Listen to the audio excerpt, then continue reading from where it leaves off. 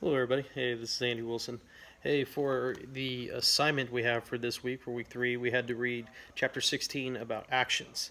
And this is one that I feel really kind of hits home with me as a high school baseball coach. I've been doing it for 2 years now. And the one thing I'm learning is that a lot of these kids, as they grew up in the game of baseball, they never realized, what were the right actions. What does it take to be successful.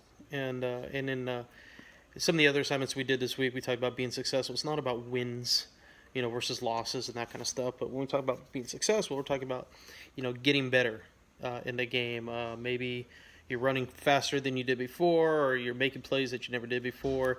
Things of that. That's what I kind of, when I do practices and games, that's what I look at. See, are these kids, individually and as a team, improving and getting better? In one of the papers I wrote that this year I considered it a success. Last year I went 7-17. We only went 2-12 in league. I had some kids with just bad attitudes, just didn't want to work. Like this chapter's talked about the actions, they just didn't know how to do the actions, and I tried teaching them, but they weren't really listening. This year was different. Kids came to practice. They came to practice on time. Their actions were great. Our overall record was 10-17. I think mostly because we did play a lot of good teams. I did that on purpose to prepare them, but we did go 7-7 in league and make the playoffs. So it was a successful season in my mind. Even though some people will look and say, "Yeah, you went 10-17." No, we've made a lot of strides. We made a lot of improvements, and some things I'm looking at when I'm looking at chapter 16 right now. Creating a sense of urgency. One here, seize and embrace every performance opportunity like it was your last. That's something I'm always preaching to them. Hey, when you're practicing, we're not just out here just wasting time and just doing whatever. You're doing a lot of sacrifices to be on this team, so you might as well put the full effort into it. And if you want the results in the game, then you're going to have to practice that way. You're going to have to put in the effort, and then you get a break or whatever like that. But for 5-10 minutes, if you're taking ground balls, do it to the best of your ability to get better. That will prepare you for the game. So you're going to play in a game like you practice. That's kind of our motto with the team. Also, like performing your best does not have to be a sometimes thing. It has to be an always thing.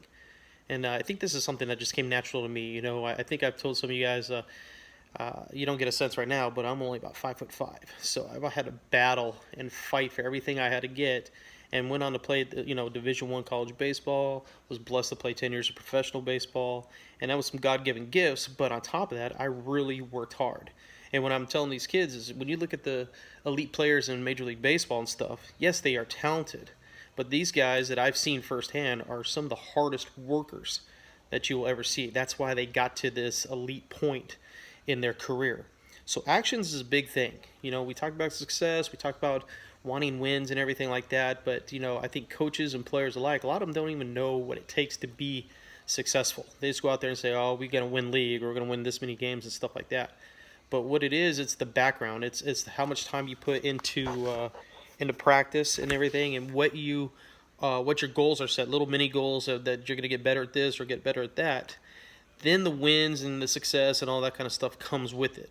Okay, so that's kind of like my motto. And another motto we have is control what you can control. So I know you guys are going to watch the Wooden video and everything, and he mentioned about controlling things you can control, and that's huge as well. I think that is the number one action.